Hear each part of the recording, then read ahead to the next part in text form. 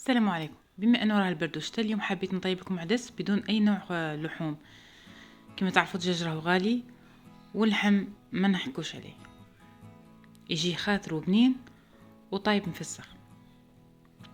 في قدره ولا في كوكوط نحطوا كميه تاع زيت،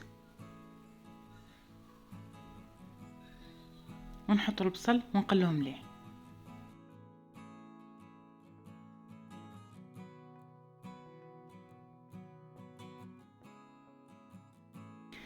كي يدخلوا شويه طياب نحط له الثوم باش ما يتحرقش. العدس راه يحب الثوم اكثر من البصل. هنا راني جبت 4 سنينات ثوم كبار.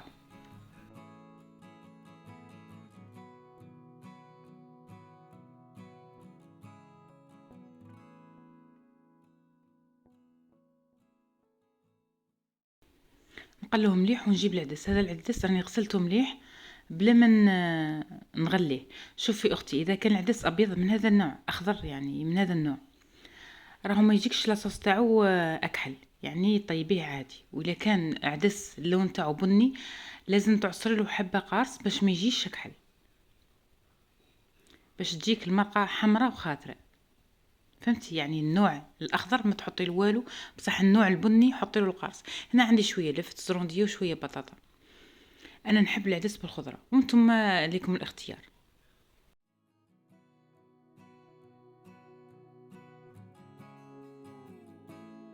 نقلب المكونات شويه وبعدين نضيف شويه فلفل اكحل، شويه كركم، شويه عكري احمر حلو، راس الحانوت، وشويه ملح.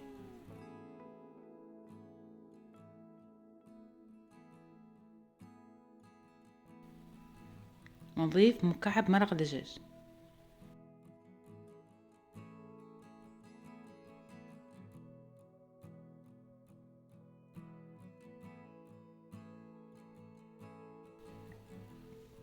ملعقه طماطم مصبره، واذا كان عندك درسه الفلفل الاحمر حطي الدرسه احسن.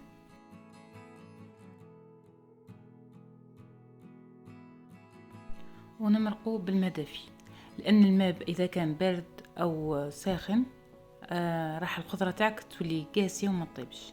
يعني الا حبيتي الخضره زبده والمرقه خاثره حطي الماء دافي فقط. حط الفلفل الحار ولا حلو حسب الذوق تاعك، ونسكروا على العدس تاعنا لمده 20 دقيقه. النار متوسطه كما راكم شفتوني ما كثرتش الماء.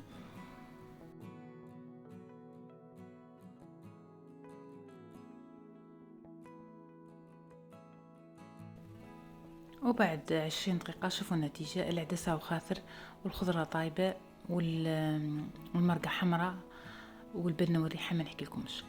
شهيتكم في الجنة حبيباتي، شكرا على المشاهدة وبارك الله فيكم.